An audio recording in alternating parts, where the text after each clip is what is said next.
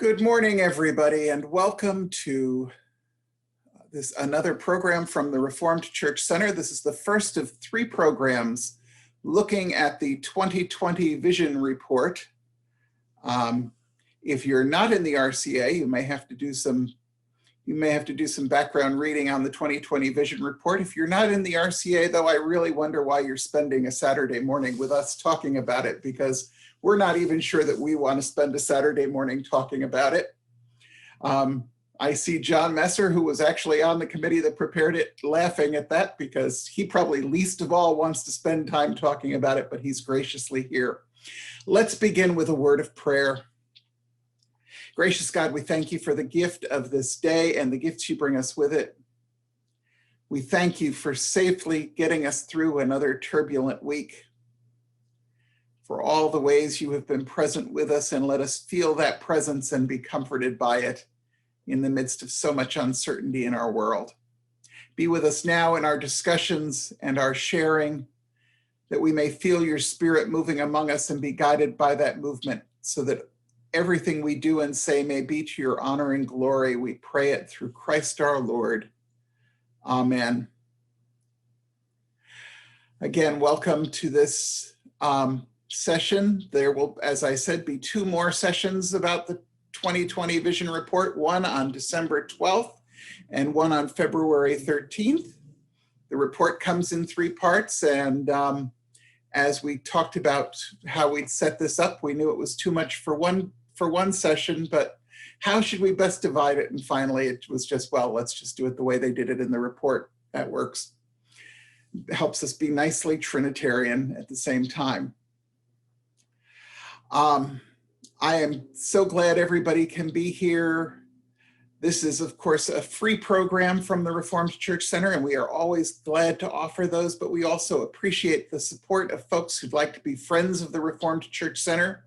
You can do that by going to nbts.edu, clicking on the button that says donate, and then when you make your donation and it asks you where it should go, one of the options is Friends of RCC, which is the Reformed Church Center. So we would certainly welcome that, and we thank you for that. If you ever have any questions about that, send me an email or Kathy Proctor, cproctor@nbts.edu, and we can help you out. Our two leaders this morning in our discussion are Steve Matinee Vanderwell, who's co-pastor of Second Reformed Church in Pella, Iowa, with his wife, Sophie. Steve holds a PhD from Boston College and teaches both at Central College and at Western Seminary. You've been in Pella about 21 years now, right? Or close to it. Because you were supervising the church that I ultimately went to, and you left just before I interviewed there. You had a prescient moment where the Holy Spirit was saving you. Anyway, we're glad to have him here, and our other leader is John Messer. John is executive for the Regional Synod of the Great Lakes, and was a pastor in Iowa. And before he was a pastor in Iowa, was a strategic intelligence officer for the United States Army. Most recently, he's been a member of the 2020 Vision team, and he has a book out called Burnout or Breakout: Systems Thinking for Stifled Leaders and Stuck Churches. So we are glad to have both of them here. The format for our day is very simple. Steve is going to present for a little bit, and then John is going to present for a little bit. I'm going to remind everybody that the goal of our sessions here at the Reformed Church Center is not strategizing about what we should do at General Synod. I know plenty of you are going to have plenty of time to do that between now and next June, or whenever we can hold a General Synod. And it is not talking about things as being good or bad. It is talking about, here is what is different. We're trying to look at this as objectively as possible and just say, well, this is what's different. This is what we need to be thinking about. This is what the implications of that are. Today, we're looking at the first part of the report, Together Yet Changed. So we'll be looking at structure. So Steve will present, then John will present, then we will open up the floor for discussion and questions and all of that good stuff. So Steve, why don't you go ahead? Okay, well, thank you, James, and thank you for the invitation, and for all of you that are watching. I'm honored. I do have to start by sort of saying I'm honored and a little puzzled that James invited me. I'm not really a polity wonk who, you know, has a BCO on my bedside table, but I think it may have been something I posted kind of not immediately after the report came out, and I want to also just pause and say thank you to that group. I was surprised actually when the report came out at sort of the muted and slow response. That may be because we have a long time till next General Synod, but I think it also sort of tells me that there's a sort of a sorrow about it. And I'm not putting that on the report. I think it tells us something about the quality of the report, that when I read it, I felt like there was sort of, I compared it to a mirror, and we look at it and we may not like what we see. And to me, that tells me that the committee probably did a pretty good job of at least reflecting what's going on out there. I think what my original post is the report helped me see that the issue at hand isn't, certainly I don't think it's much bigger than welcoming LGBTQ people, or sometimes we've said, oh, we read scripture bigger or differently than others, and that's really what's at hand. I sort of said what it made me think is that we have all become modern American individualists. And this has happened so gradually, it's, you know, the proverbial frog in the frying pan. And we don't, but finally this report puts out there clearly kind of the loss of trust, the loss of covenant communities. And I sort of said real quickly, you know, I know we're only going to look at number one, but number one proposal is sort of, I mean, these are all sort of Americanisms, is birds of a feather stick together. It's lifestyle enclaves. It's choosing who we're with rather than being put in a group of diverse people. Number two is missionaries as salespeople and entrepreneurs. And number three is private property. It overrules everything. There's yours and there's mine, but there no longer is any sense of ours. And so that's my big picture on it. And I know James said too, it's not about strategizing, but just so you know, so I'm not trying to pretend to be objective here really. You know, if I was a delegate to General Synod, which is coming to Pella, my hometown, if in fact it meets, but if I were a delegate, in my heart of hearts, I think I'm opposed to all three. In reality, I think I would vote for all three, just because I think we're to that point and I'm weary enough to let go of those things. So that's sort of where I'm coming from, big picture. But let's look at number one, which I would say the basic gist of it is the setting up of affinity classes, which again, I'm sure there's historians out there that know better than I do, but when I hear affinity classes, I think especially of the coming and the formation of city classes, I'm gonna guess a decade ago or something like that. And at the same time, when I was preparing with James a little bit, we both kind of laughed that in the past when classes were reshuffled, not that there were affinity classes, but lines were bent so that two pastors that didn't get along for a while didn't have to be in the same classes, or congregations that were rivals or had history might be. And that's not quite affinity, but it is a saying that it wasn't pure geography always in the past as well. I suppose when city classes was formed, or any affinity classes, we've used the language of they have a common mission, they're in a common context, facing common challenges. And, you know, that's all well and good. I think at some point in the future, if not now, we just need to say affinity means those we agree with and like, and not those we don't agree with and like. And again, I think that's a big change. Maybe it's a necessary change.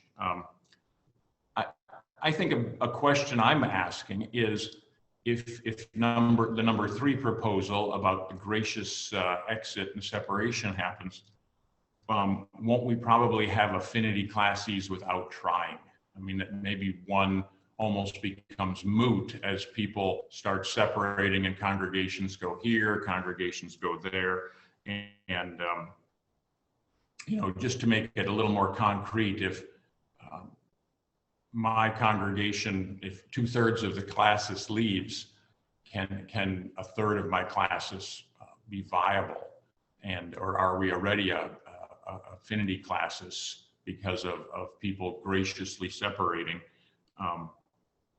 And then even affinity, I wonder just how big that goes. I mean, I'll just use my congregation, but so if in the middle of Iowa, we would decide we have an affinity with the people in Cascade in the Northwest, or Rockland, Westchester in New York, is that really a long-term solution? I'm not sure that those kind of classes can really be what classes are intended and meant to be at thousands of miles, even with the wonders of Zoom, et cetera. And I wonder if they won't be in those kind of situations where there are these kind of isolated or kind of straggler lost congregations, orphaned congregations, maybe they'll serve a temporary landing spot. A church goes and joins the far-flung classes for 5 or 8 years. But it would seem to me that the natural thing eventually would be to join a different local body, to say, hey, we're going to sign up with the Lutherans, we're going to join the Methodists, whatever it would be. I mean, that again, just seems to me more realistic. As for the process itself, as it's spelled out, it very clearly, and I suppose we'd all agree wisely, says it's those who remain who will make these decisions. And of course, isn't that the $1 million question, though? Who will remain?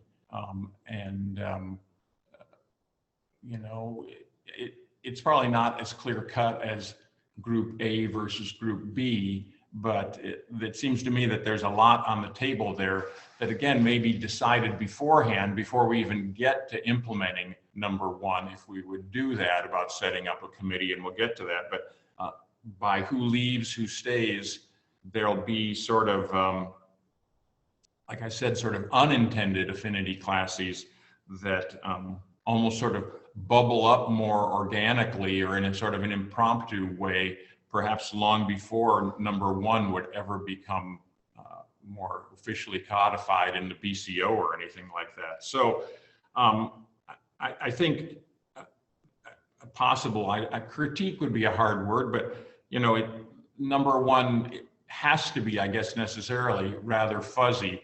10 to 15 people, some staff. What such a group might actually do is sheer conjecture at this point. And,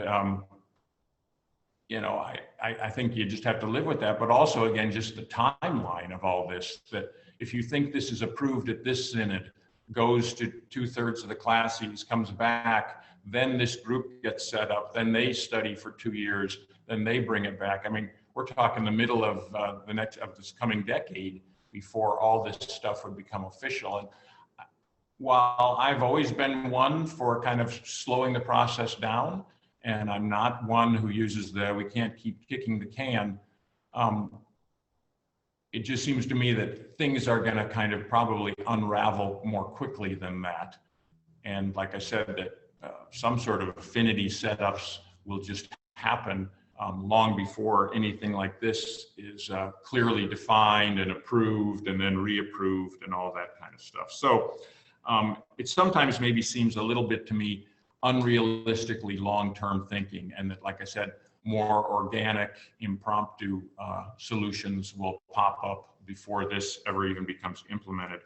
A few things just in the proposal itself that kind of struck me as interesting is in the number one of before the recommendation actually goes, when their classes are reorganized, is that any church gets to choose where to go, which again, that strikes me as kind of wonderfully and tragically American. I mean, we're all free agents, I mean, another great American term. And it seems to me that's a little bit of a break with our ecclesiology, that we don't go as classes. At the same time, I think many of us would be relieved at that. There's a sense of freedom that just because 2/3 of my classes or 3/4 goes this direction, I don't have to go with them. And I'm not unique in pointing this out, but I think what that will tend to do as we get to that point, if we get to that point, is push the conflict down into every congregation, many of whom don't want to have that conflict and conversation. Where are you going to go, First Reformed Church of middle of nowhere, Iowa? And I'm not sure those churches want to have that conversation. And this, I guess, is more concerning to me, is I'm afraid that conversation will be framed with, do we want to be an open and affirming congregation? Do we want to join Room for All? And if it's framed in that kind of way, I think we can pretty much guess at the conclusion. If it were framed more, do we want to understand ourselves still as Reformed churches? Do we want to value our polity? And do we want to remember our history? Those kind of things. It might be a little bit different. So, like I said, I'm not sure pushing the I'm grateful, frankly, that each congregation gets to choose, but I do think that will bring conflict to many congregations that haven't had it yet. Actually, the one thing in the whole report, I guess, that irked me the most was the little number 2 there, where it reads, classes are responsible for decisions relating to ordination and marriage. Again, I'll confess to not being a BCO wonk here, but I understand classes have always been responsible and are responsible for ordination. I would contend that marriage has always been a decision of the local congregation and the board of elders of that congregation, and that sacraments, membership, ordination of elders and deacons all belong with the local board of elders. And I don't know if that's intended there, but that a whole classis has to have a policy on marriage seems odd, strange, unnecessary to me. I know that there are classes that already have statements of sort of, we agree to disagree on marriage, and I respect that, and maybe that would be a classes statement, but that entire classes would have to agree rather than say, like in Pella, this is less and less of an issue, but there used to be the congregations that wouldn't marry people who were living together and others who would. And those are marriage issues that weren't decided in classes. So I thought that was odd. Number 3 there, discipline of individual consistories occurs at the classes level. Well, that's huge, I think. And to me, that's in there, that there won't be cross-classes discipline, sort of inadvertently or maybe intentionally, is suggesting that what I'm calling labels are so terrible here. I want to say the traditionalists, not in the traditionalists of sexuality, but the traditionalists in sense of polity, are automatically going to control affinity classes, because I think one of the issues has been cross classes discipline. And if you're going to say that doesn't exist, then you're pretty much putting the lid on what I gather the new term now is alignment, and that classes don't have to align. And if classes don't have to align, then a certain portion of our current denomination won't want to be a part of such classes. So to me, that's sort of a little bit of a tipping of the hand there. If that would stay in a final report, and we would continue with our traditional way of saying there is no cross-classes discipline, or cross-consistory discipline, I guess I should really say, then you wouldn't be part of this group. Well, like I said, I know a lot of people that wouldn't be part of it. Number 4, the disappearance of regional synods. People may grieve that, but just like my big picture comments at the beginning, haven't we all seen this coming for quite a while? I don't think that's like, really, that's going to happen. I mean, I think we've all been talking about it happening for quite a while. And again, it's sort of like I started, it's a little bit one of those frog in the frying pans. And finally, the water's gotten warm enough. And now we say, hey, we just can't afford that level in there. So I think I'm going to stop now. And yeah, I'll gladly listen, and I'll try to, I don't know if any comments have come up. I think they have, and but I've been too busy talking to read. So anyway, I'm going to mute myself and say thank you for now. All right. Good morning, everyone. It's a pleasure to be with you. Thank you, Steve, for your thoughtful insights. I appreciate that. I am going to share some slides with you, and so I'm going to do that now. So the face will disappear, but hopefully something more valuable will appear on your screen here. So I think that my primary opportunity here is to talk more about the why than the what. Several of the questions that Steve brought up are issues that the Vision 2020 team dealt with continually. I'd like to just say that one of the strengths of the Vision 2020 team is that we made an excruciating effort to talk to as many people and get input from as many people and groups and segments of the RCA as possible. And a number of the issues that we address in this report have been discussed and rediscussed and discussed and rediscussed again. And so I will take the role of trying to explain some whys as much as possible from my perspective. So together yet changed. Let's see here. There we go. So the first recommendation, just to recap, was that we would develop a restructuring plan. And I think the important phrase here was the view to optimizing the RCA's sustained and organizational health. One of the things we need to remember is that none of this happens in a vacuum. Prior to the Vision 2020 process, in our region, and I know other regions, we're already discussing what it means to be a denomination in the 21st century. And so part of what we discussed was how can we, in this process, restructure in a way that makes us more effective and it contributes to increased edification and growth as Christians, as churches, as a denomination. So you'll recall that one of the original three scenarios that Don Poost had recommended, which started this whole process, was scenario 2, which was a radical, they use the word radical restructuring. And I take the term radical not as a crazy, hair out to here thing, but I take radical as the second definition of going back to the root. Let's get back to what we are really all about. And I would like to suggest that that is really the why of what we're talking about here.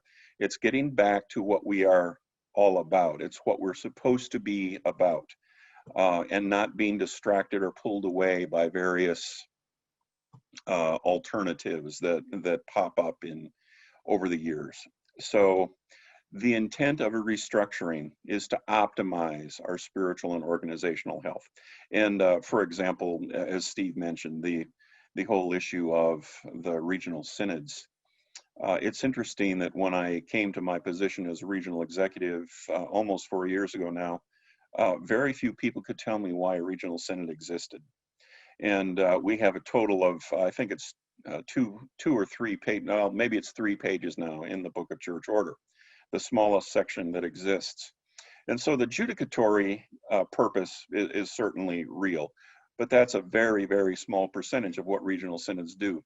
So thinking from the Vision 2020 perspective, what we are doing is trying to optimize our organizational system, so to speak. The guidelines, as Steve mentioned, are listed in the report. And one thing I would like to mention is when we thought about affinity, we did not think about simply different people who agree on this belief or agree on this theological construct. We thought of affinity in a slightly larger context, which is there might be congregations who have an affinity for church planting. There might be congregations that have affinity for social justice outreach and ministry. Congregations that have an affinity for urban ministry.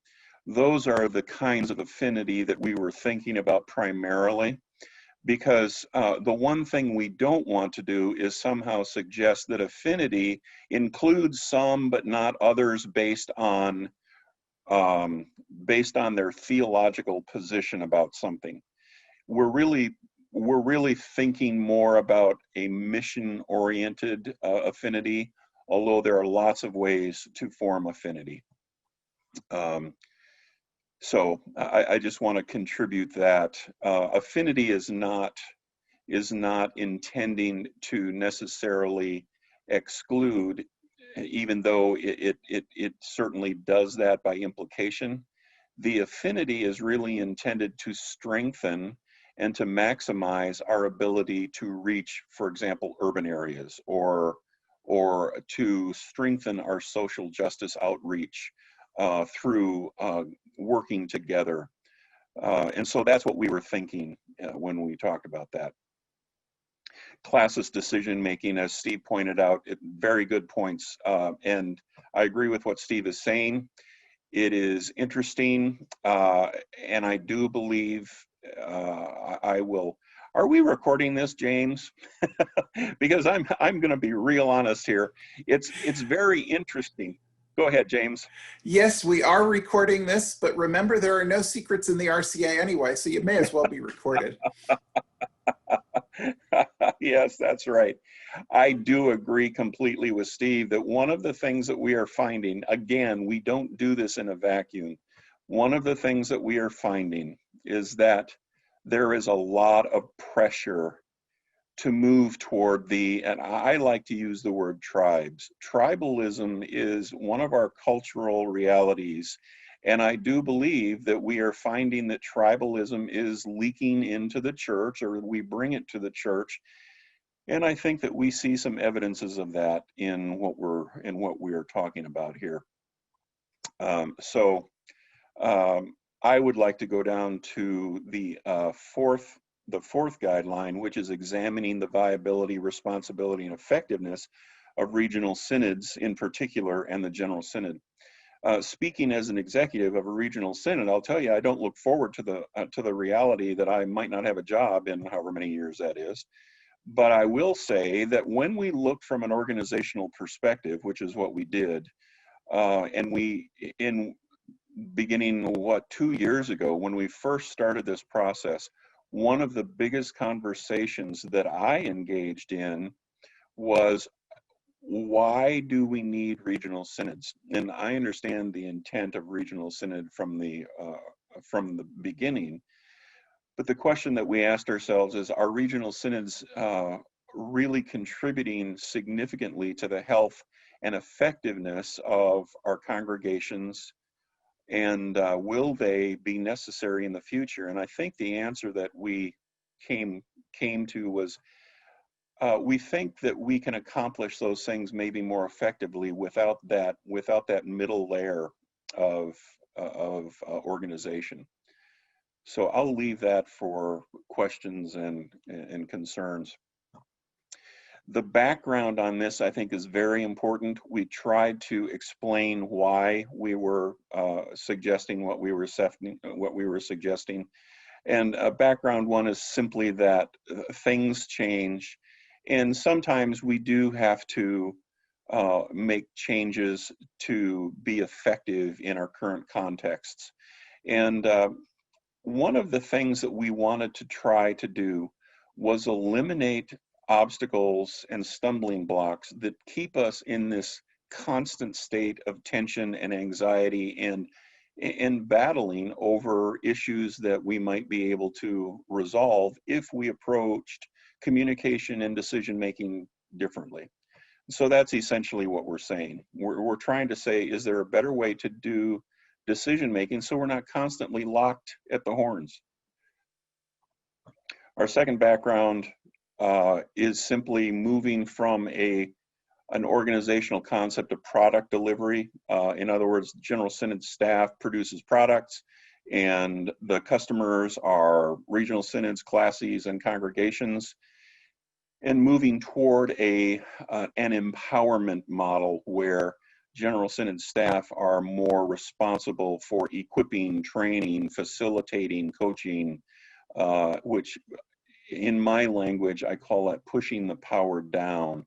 We're pushing ministry equipping down to the lower levels. And that is currently happening with some of our initiatives, with some ministries. In our regional synod, we are pursuing that very strongly, especially since we anticipate that regional synods might not exist. So it's wise of us to prepare for that. Third background is informed by George Bullard, who is kind of a premier church consultant in the United States. We do have varying parts of the RCA that tend to be geographically oriented, as you see in background number 3. And the key part is that although we are the RCA, we have regional differences within our congregations and classes. And it seems to indicate that we've already organically shifted away from that larger corporate identity. And I will suggest again, as Steve has said very astutely, that this is probably a mirror of something that has snuck in on us from our culture, perhaps tribalism, perhaps hyper-individualism, perhaps one of those things that we're battling in our culture, and the church is now having to face it, and we're going to have to deal with that. So, but I do believe it's a reality. The one thing that was very clear from our conversations with everyone and the surveys is that this is a reality. The fourth background, it's important that we have that we remember that our job primarily is to support and equip and edify congregations for ministry. Congregations are what are important here. The regional synod is not the most important part. And so everything we look at, whether it's classis, regional synod, general synod, we evaluate through the lens of, is it equipping congregations for ministry and helping us work together? And so we're reconsidering that. And that's how considering dissolving the regional synod occurs. And then the background 5, we do want to be missionally focused, but there are other things we focus on as well, because we are in the process of formation and not just transformation. We form together, we are transformed together. And there is a component here where we can agree on some big things and have the grace and the latitude to disagree on other things. And how does that work itself out organizationally is the big question. And that is the question that we wrestled with and wrestled with and wrestled with. And even in our final report, it's obvious, you know, we had 2 people who disagreed and with very much grace disagreed and were very precise about what the disagreement was. They did not say we're out of here. They did not say I'm not going to play anymore. They disagreed. And so we have to understand that the concepts of unity and purity and peace are interoperative, not isolated silos. That is my little presentation. I am going to turn it back over to you now, and I look forward to answering questions and interacting with you. Okay, thank you, John. We already have our first hand raised, so I'm going to call on Benjamin Cornish. You can now go ahead and unmute and ask a question. Okay, I'm in a small church in the Mid-Hudson classes in the Hudson Valley of the state of New York. And our classes doesn't have a program that seems to be helping the struggling churches to grow and therefore have more effective ministry. Is there something in this plan that's going to ensure that that occurs? Good question, Benjamin. And what I will say is there is nothing that directly addresses that question. But I will also say that there are organizational structures, and one of them is the intent of an affinity classis is not simply to focus on only one thing, but that's their primary thing. And for churches that would participate in a classis together, say social justice or church planting, the intent is that that would become, in a sense, a network of churches working together, learning together as a learning organization. And that is one of the primary learnings that I took from this whole process, is that we really are wise to function as learning organizations together, and every congregation that would be part of that would be doing those things. So that's the first thing that strikes me, Benjamin. Okay, this is either Peter or Patty Ford. I'm guessing Peter. No, it's Patty. It's Patty. I'm wrong. Okay. Okay. Good. My question is about the affinity classes. We've, of course, as missionaries, relate with a lot of different churches. And we have seen over the years that churches change their focus. Often when a new pastor comes and suddenly the focus of the church changes. So what happens then? Are they going to be jumping classes every time the focus changes? This is an issue that we talked about, and I will say that we kind of left it as it is possible that they could. But one of the things I think that is important is the intent of a congregation to participate in an affinity classes that has an affinity that is so narrow that it would have to jump classes every time they get a new pastor is perhaps focused on the wrong issue. It needs to be a broader affinity than that. Because I understand and I agree with everything you're saying, Patty, but the intent is that the affinity would be broader than just, well, we're only about planting churches, but we are about planting churches, reaching our community through community groups, through social justice. And so even though they may not emphasize as highly that one focal point, they agree with the others, and so it's not necessary to jump. So excellent question. Okay. Mark Mast has put something into the Q&A, and so I'm trying to press the allow him to talk feature. I think I might have succeeded. And invite him to unmute and ask his question out loud. Okay.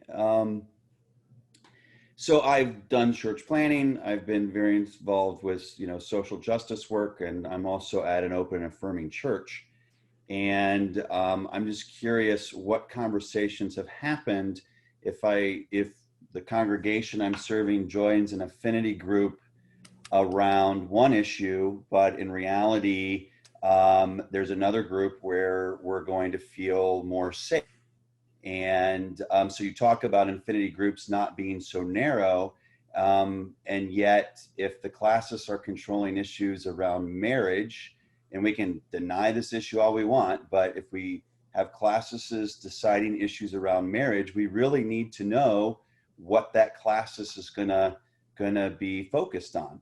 And so are we, was there conversation around this, or are we just really avoiding the issue at hand? Until, we're sitting here scratching our head trying to decide what other churches are safe for me to be with in a certain situation. Yeah, good question, Mark. I think the implied task here, which very honestly, we did talk about this, but there's nothing reflected in the report that actually addresses that directly. There's an implied task here, and the necessity that before affinity classes would actually form, somehow, somewhere, someone has to decide, this is the affinity classes we are going to form, and here are the boundaries and the primary emphases of this classes. That currently does not exist. I will suggest that this particular element is more a movement away from something than to something when I'm referring to the human sexuality issue. It's very easy to try to run from that, as you have suggested, but if this is adopted, that implied task would be very necessary, and it would have to be a very authentic and open conversation about what affinity classes are going to be formed. Great, thank you. Okay. Do we have somebody else with a question or a comment? So can I pop in here, James? Yeah, sure. So this is, just a kind of anecdotal stuff, but again, I wonder if we're not farther down this line than we think we are, that, people between the internet and this kind of thing, people do have affinity, unofficial networks that are happening. And maybe they are a little bit more personality driven by the pastors of the church, but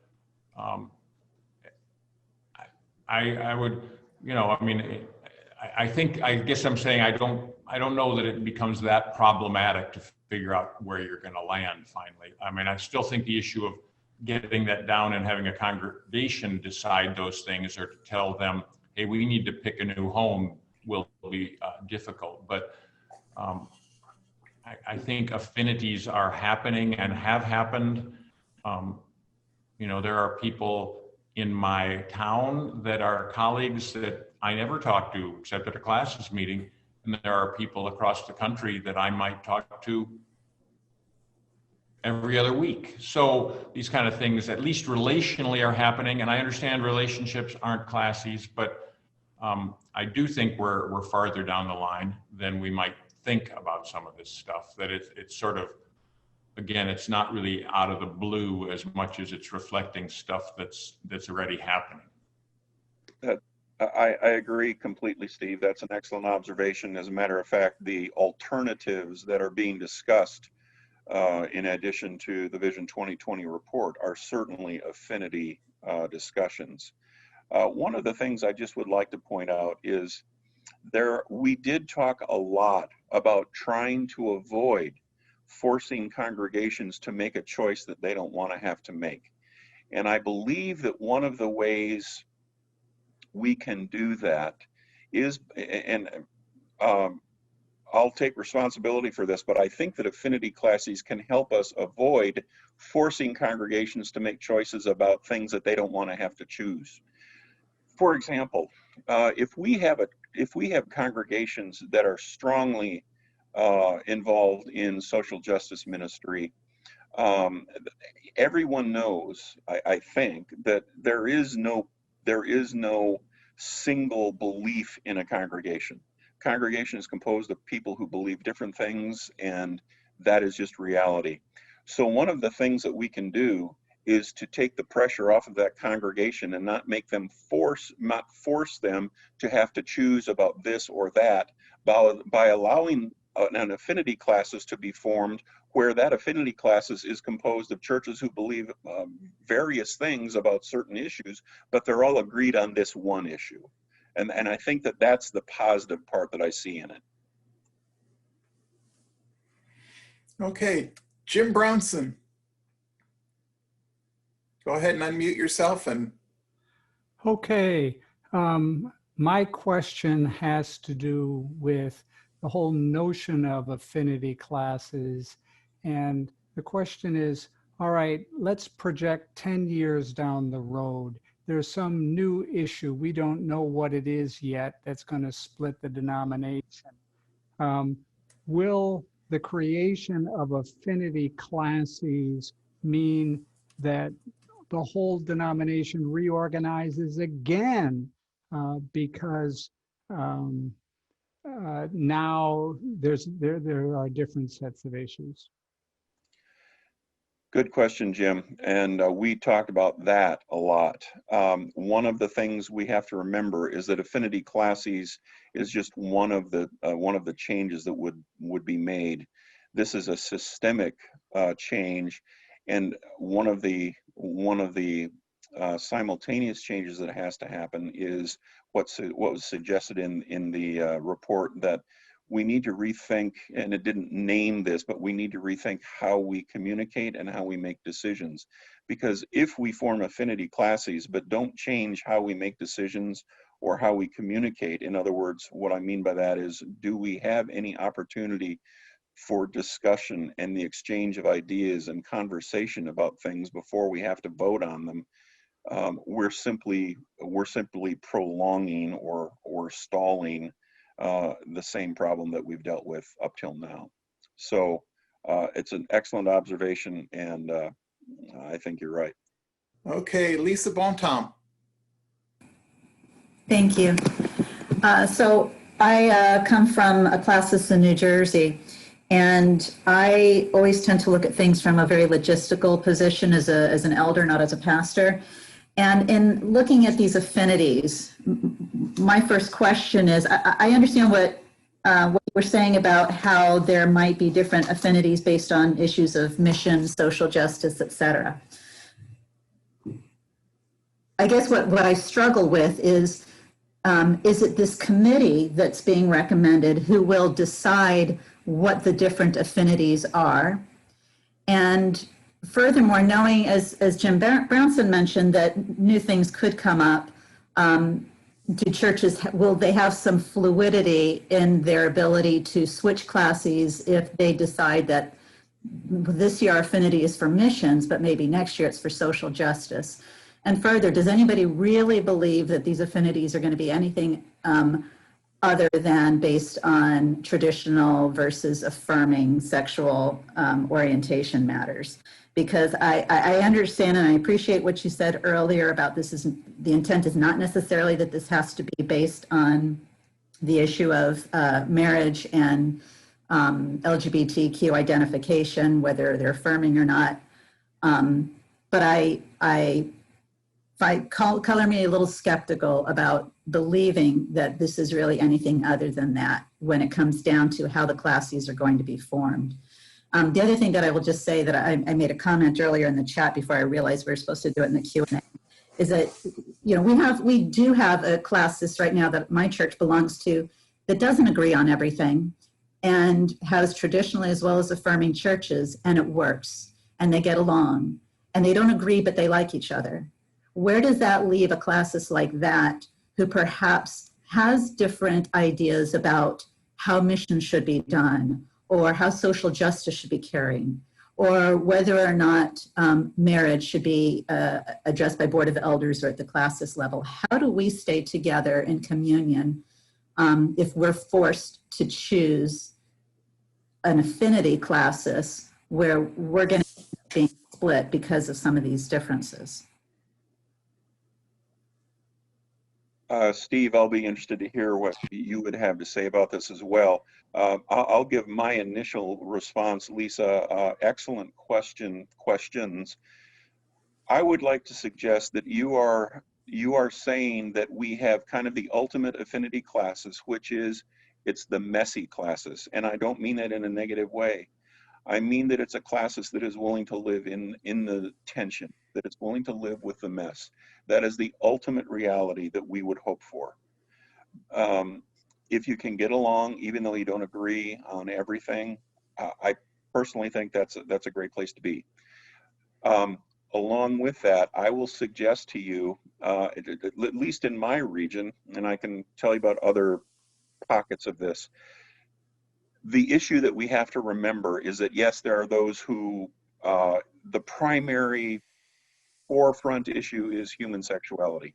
But I'll tell you that within the RCA, there are a lot of congregations that are in that middle ground. They're not affirming, but they're also not condemning. And they're in that middle, and they would like to be able to live in the mess of being able to do ministry without having to say, we have to condemn that, we can't do that with you. And those are the ones, quite honestly, that we are trying to help. People who are, the congregations that are going to leave over the issue are going to leave. But it's the ones that are remaining that we're trying to help. And that's the context. So, Steve? Yeah, again, I feel like I'm ending up defending the report as if I'm part of it. But, just let's use a hypothetical here. I mean, on the human sexuality thing. So in Iowa, there would not be many churches. Right now, there are none that are officially open and affirming. But just say there was one. As I mentioned earlier, I don't really think that church would be well served by saying we're going to go join Rockland Westchester or something. I mean, and I don't even know what, I'm just using names, so don't make anything more of this than just trying to concretize a little bit. But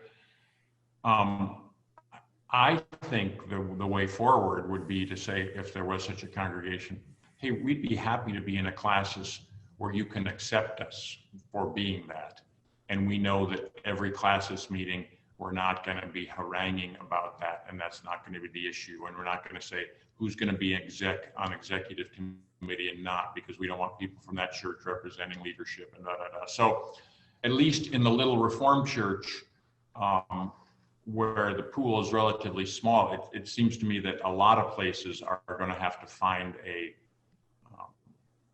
more than just human sexuality is what's going to define the classes. And, I guess I also think, I was thinking a little bit on Jim's question, I think it's sort of in Lisa's as well. I think if COVID has taught us anything, it's real long-term planning is kind of just pointless.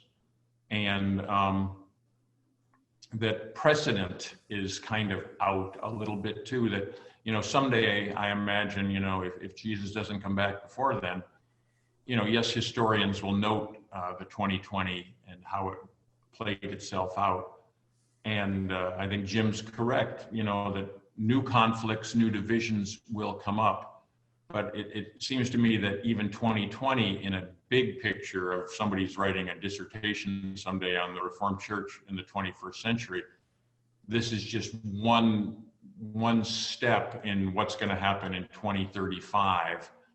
And I can't process that. Thankfully, I don't think I need to, and we'll kind of continue to walk together there.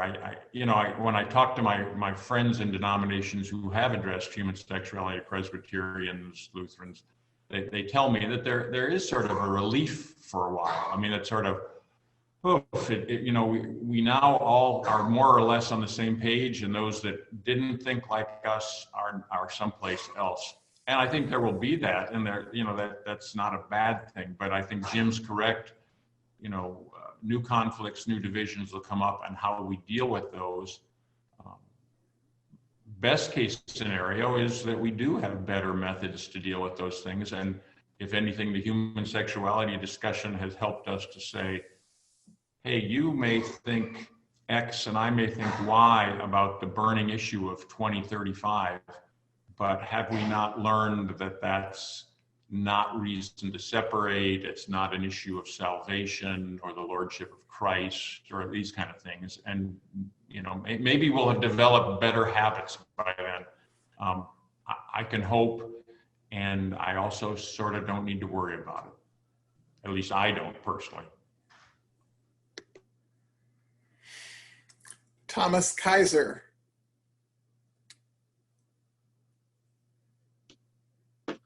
Hello, Brick Reformed Church, Classes of Orange. I was wondering, it sort of appears that this might work very well if our problems were mission oriented, but I believe that most of our problems are actually theological in nature. Was there any, well, not any, I know you've been considering everything, but the focus does seem to be on the mission rather than on the theology. And am I correct in that assumption? Yes, that's correct. And Thomas, let me just say very briefly why that is. one of the very first things that we came to realize is that we are not really a body that has the authority to make a definitive statement about a theological issue. And so we did not do that. What we could do was talk about missional effectiveness and the varieties of how we could address that. What we tried to do was create a container, so to speak, an organization or a possible organization that would allow those differences to be resolved by the appropriate, at the appropriate levels and the appropriate bodies. I would just jump in though and say, I think you're really though onto something, that different understandings of mission don't only arise out of context or pastoral leadership, but really, you know, at their base are theological issues, which are more problematic and deeper and thornier. And as much as I can appreciate this understanding of kind of common context, common mission, I think Thomas is right that there will be, you know, a theological distinction, and you know, whether it's how we read scripture or however you want to put that, that kind of has to come up there. At the same time, I just think of, you know, things, if we're really honest, things are always quite relational and personality driven. And I don't know if this is good or bad, but, you know, in reality, I don't doubt that some of the affinities will be, I like these people and these are people I don't. And, you know, hopefully that liking and disliking isn't that, you know, the way they wear their hair is different than me. But I do think some of those likes and dislikes are at their core theologically driven, of sort of when they speak, it resounds with me. I understand what it means to be reformed in a way that they do. And like I said, I hope that isn't too pastor or personality driven, but in reality, I expect it to be part of what will determine affinities as much as mission or context or all the things we're hoping it does. The other thing I would add to that, Thomas, before we move on, is I think it's important that we recall that one of the things we discovered, or one of the things that surfaced through this process, is that there are some fairly significant differences regionally in the RCA. So perhaps one of the things we have to deal with is the expectation that we would have a theological agreement on much more than just a few things, kind of the core issues.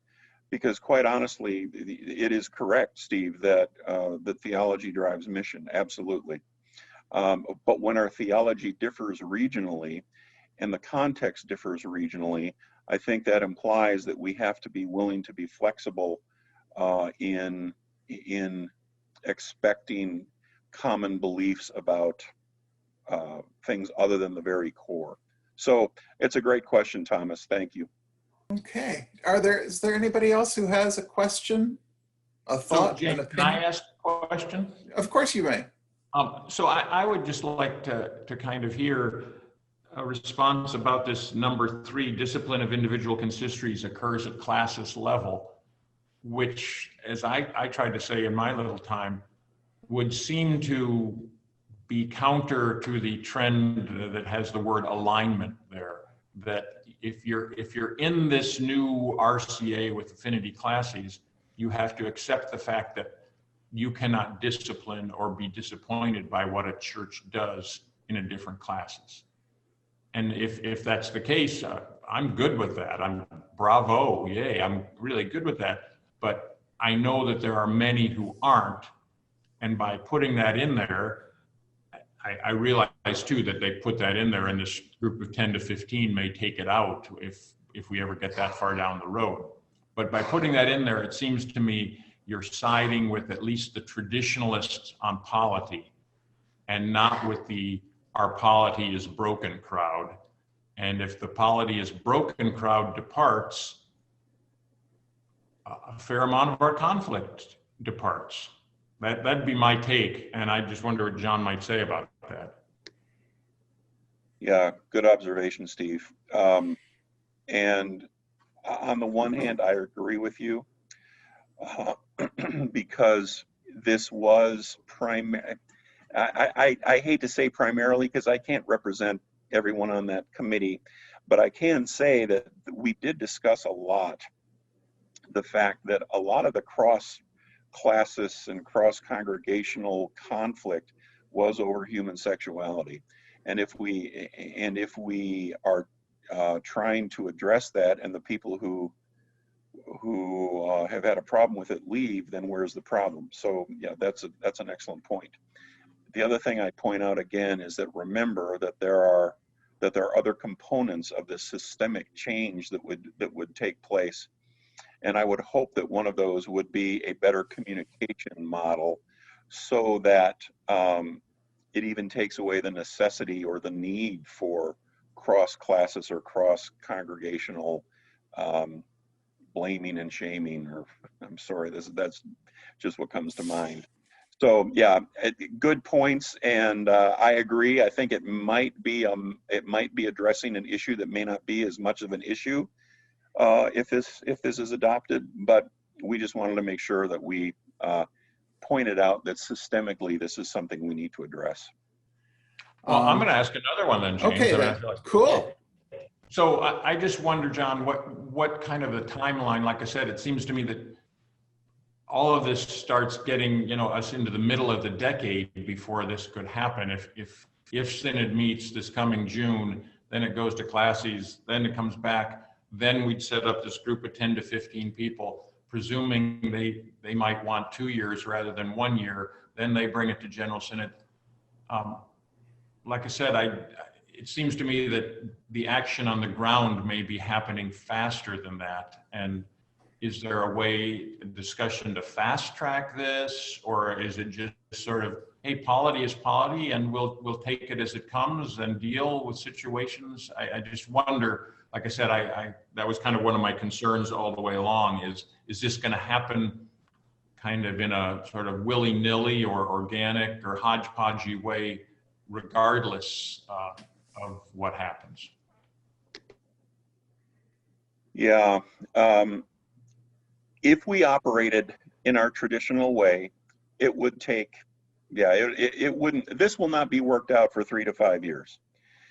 One of the questions we are asking ourselves is, what happens if we don't get an agreement in General Synod of next year? And with so many alternatives floating around, one has to wonder. But let's say that this was adopted. Would it be wise of us then, speaking as a denomination, would it be wise of us to acknowledge that we are better to face into this and fast track it, as you say, rather than taking the slow train? And I think that might be one of the implied decisions we would want to discuss at that General Synod, because I think filtering away, I think people who are in change don't like it. It's painful, it's difficult, and so the anxiety goes up. And I think that you're wise in suggesting that there's a way to move this forward a little quicker. So perhaps that would be something that we would add to the recommendation, that we would find a way to fast track this. So good stuff. Thanks, Steve. Jill Fensky. Good morning. I'm a pastor of a church that currently has a student under care in our classes. And as we talk about this kind of time between the time, what I wonder is about what happens to those students particularly, and also the entire office of the professor of theology. It kind of puts them in a space of limbo. Some of our ancillary institutions, the colleges that are not under the RCA but affiliated with the RCA, and how did they kind of stand in this, again, time between the time, and what does that mean, and how might that look, and how can we care for them during that time? I think you'll probably be in a good place to answer this, Steve, so I'll be interested in your input as well. But I can tell you from the Vision 2020 team, there was a lot of the questions that we received were on those issues. And I will say, kind of the black and white answer is nothing changes until we officially change it. And what that means is simply that students under care will remain under care until there would be a date that has been determined to change. And so since that is not in this recommendation, it would be until that team would make the new organization with the new relationships effective. But your point of relationships with educational institutions is excellent. We need to maintain those, and we didn't want to do anything that would undermine them or change them, but it will have to be reaffirmed in that by that group at that time. But the question of caring for students under care and professors of theology, and I will also suggest it goes to people like church planters and missionaries and all of those who are kind of in limbo in this whole thing. We need to help to reassure them that we are not going to just dump them or cut off their life support. Even though we're in this transition time, our bonds with them are strong, and I think that'll happen. That has to happen at multiple levels. It certainly has to happen at congregational level and classis level, but it also has to happen at denominational level. So good point, and thank you for raising that. Yeah, you know, I would just add a little bit that I always feel like all those people that John just mentioned always feel a little bit in limbo. I mean, every time I talk to a chaplain or a professor of theology, it's sort of like I'm here and my classes tries to pay attention to me, but or whatever. And you know, professor's a little different. But anyway, that sort of I assume kind of we can find a way on that. I think as far as institutions, you know, again, you don't have to be real observant or astute to sort of see that a little bit like the recommendation 2 with the mission agency. All of them in their own way are sort of positioning themselves and signaling, especially on the human sexuality, which way we're going and this kind of thing. So I think they're all kind of seeing some handwriting. I mean, you know, they've been seeing it for a long time, but they're all independent enough that and wise enough that they're already kind of staking out their futures with or without the Reformed Church. And it might get messy officially, and it might keep some lawyers in business for a while, but I mean, I think, yeah, I mean, all of those people seem to me to be preparing for this and kind of trying to cover a multitude of bases all at the same time. Tom Kaiser is back. Go ahead, Tom. Okay, me again. In the interest of a fast track, how would it be to run by the, now this may be later in the report that you've done here, but how would it be to just ask the individual congregations how, if they would like to go back to the theology of 1970 and the RCA, the creeds and everything from then, because I think a lot of the individual congregations actually like that. And then the other part, I think you're going to have actually a majority that like that. And then the rest, everybody else can figure out whoever gets the name or whatever. But I think that would be where the division might be to, anyway, your thoughts. I've never heard 1970 used as kind of a landmark, and I think I'd like to know a little bit more about what that means to you and kind of fleshing that out. But I do think you're onto something if I'm kind of catching your drift correctly, that sort of a stronger sense of institutionalism and cohesiveness and, you know, back to educational. I mean, so I didn't go to one of the RCA seminaries, but a sense of connection through similar seminary educations and all those kind of things. So I think you're kind of onto something. At the same time, you know, there's just always part of me that, you know, can we kind of, is this sort of nostalgia at the same time and trying to kind of go back to something that wasn't there?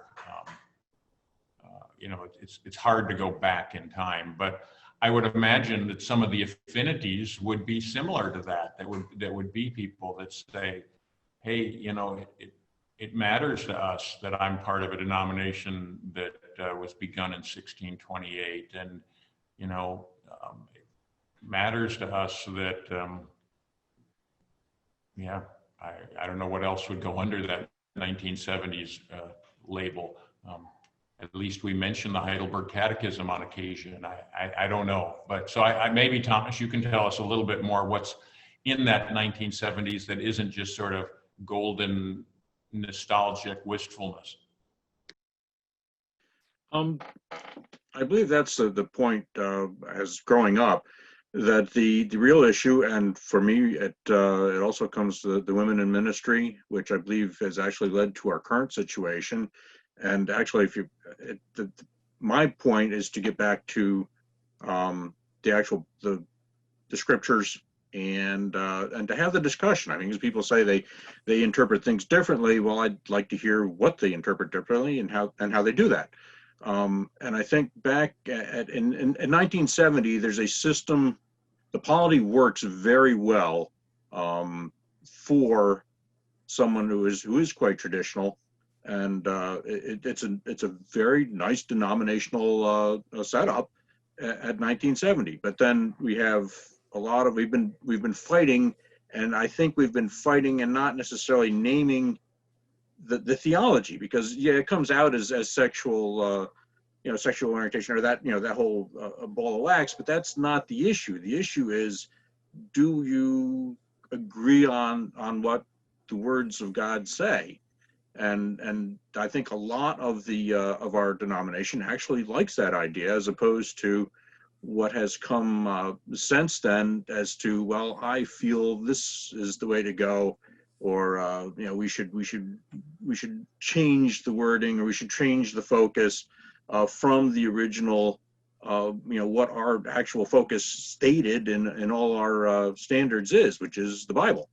And I believe that's my focus, is that it works very well for anyone who is into the Bible. And then after that, you get into all the room for all and whatnot.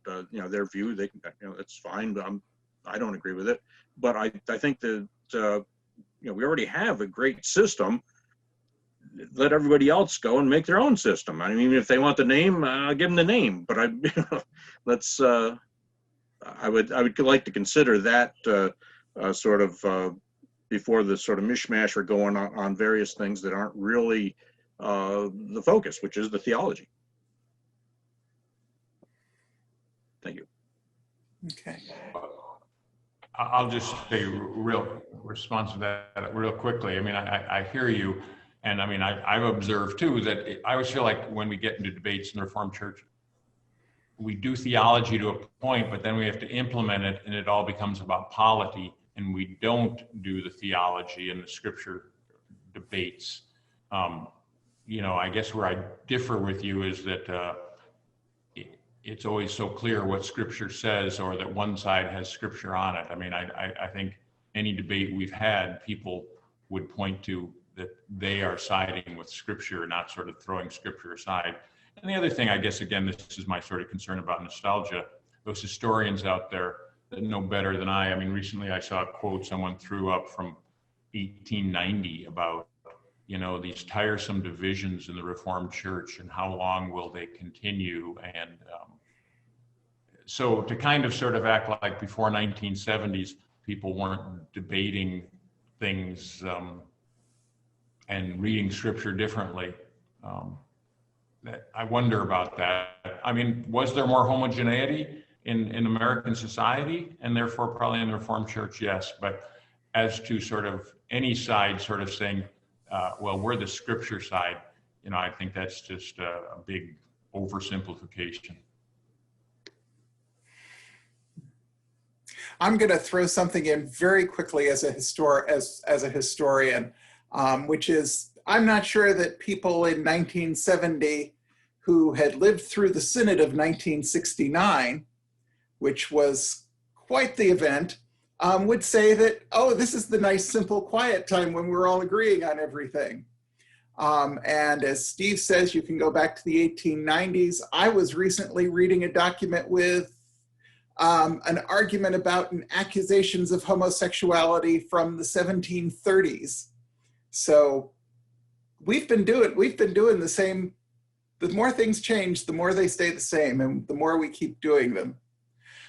David Grunewald has been very patient and had a question up. I'm going to allow him to talk so that he could unmute himself and ask it himself if he'd like.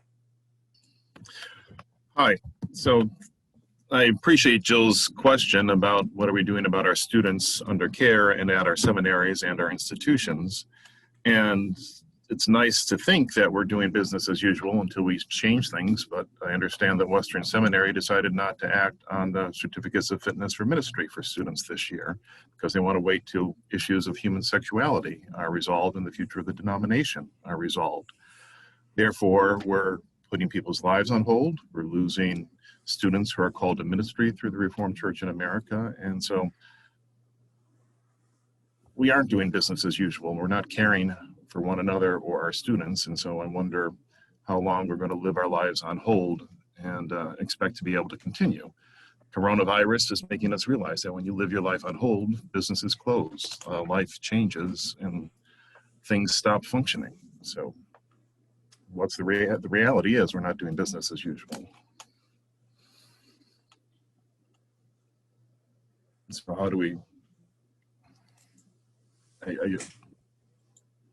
so I'm not really sure what the question is. I just really want us to challenge the fact that we're continuing to do what we need to do because we're not.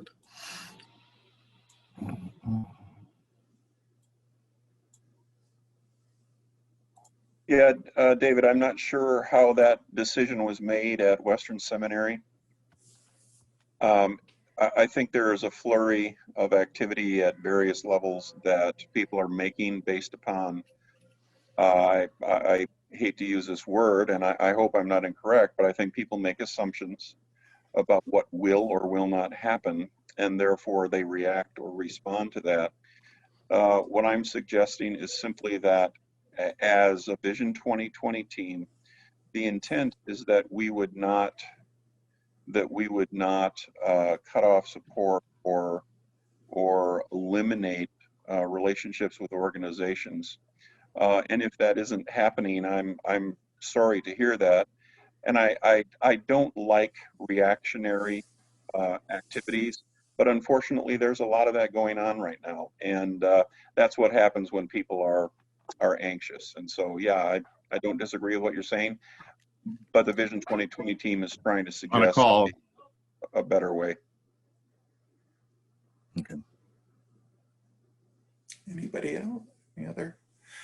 Okay. You know, Yeah. I can't speak at all to the Western Seminary thing, James, or the whole group. So I don't, but I think David's point is correct in it, not just, I mean, as much as this group may have done work and we can try to act like there will be no pain and no forgotten people and no victims in this, there's going to be a lot of pain. I mean, I think that's what sort of the report already pointed out. Like I said, I found reading the report painful. So I don't think we want to be too optimistically rosy either, that sort of, wow, this lays out this game plan and just roll it out there and it'll be, you know, sunshine and rainbows all the time. That people are going to be left behind. People are going to be forgotten. People are going to be hurt. And and they are already. So I think we just have to be attuned to that and try to minimize it. But boy, yeah. I mean, I don't see how you do these things without breaking relationships, and that's always painful. Richard Behrens. I invite you to unmute. I'm an elder, upstate New York, near the Adirondacks. My question is probably a very broad one, but I believe that it relates to to vision. And let me frame it with this. I've always been a strong believer in the need for a national organization, a denomination that speaks out the Reformed message, speaks to government, speaks to the press, the nation generally, and takes a stand on important matters. I see the denomination also as a great place to focus and coordinate missions, for example, and education. But at the grassroots level, in many ways, denomination does not mean anything to individuals or even to congregations. So what the denomination decides to do, new rules, new polity, whatever, it will not make a difference because the denomination is far, far away and really doesn't impact our weekly life. So the question, and by the way, I don't believe that the polity of the Reformed Church is heavy-handed. We do have a lot of autonomy in the way that we worship and conduct business. But in what way does the vision speak to the value of having a national organization so that folks at the grassroots level buy into the importance of having a denomination? And I also would say that I don't think the responsibility for that should rest solely on the pastor of the church. Yeah, you're asking a key question. And as I had mentioned, one of the primary contextual discussions we had, which was started by various national organizations, is what is the value of a denomination in the 21st century? And the value to various people is different depending on who you're speaking to. I would like to suggest that, at least in our system, it seems that our primary focus for a denomination is to equip and empower and edify churches or congregations for ministry.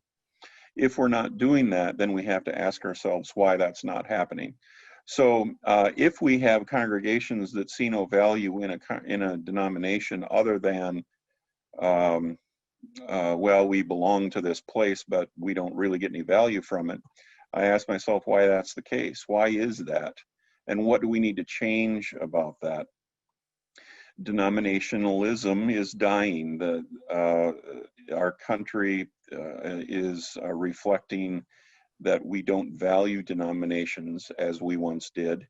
And so we want to ask the question of, well, if we're going to be a denomination, what do we need to do? What do we need to change in order to provide value added to our classes and our congregations? So those are key questions. Those are important questions. So I'm not sure that we can answer all of them right now, but we certainly have to be willing to address them.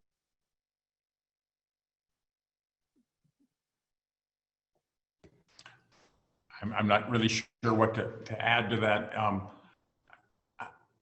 I would say always one of the strengths of our polity is that while we do have a General Synod, I'm always careful to call it the widest decision-making body, not the highest. And I think one of the things that's gotten us into this problem is actually seeing it as the highest, and sort of it just seeps into the way we think that it's headquarters, and it sort of makes decisions, and we're franchises.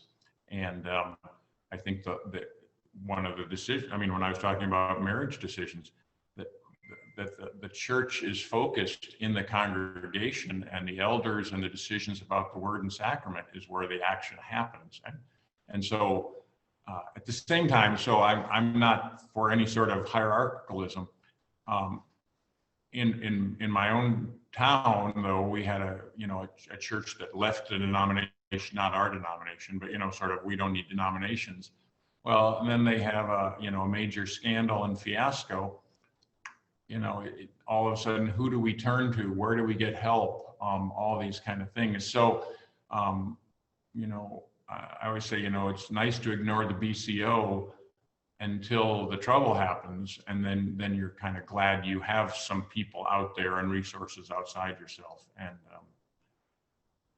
so, you know, yes, we're ending denominations as we know them, but we're going to still somehow need connections and resources and some sort of even kind of collective authority, I think, beyond just the congregation.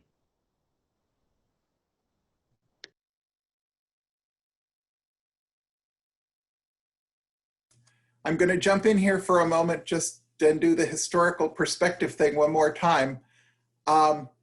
Denominations as we know them, and as we probably believe have existed forever, are really a construct of America post-World War II.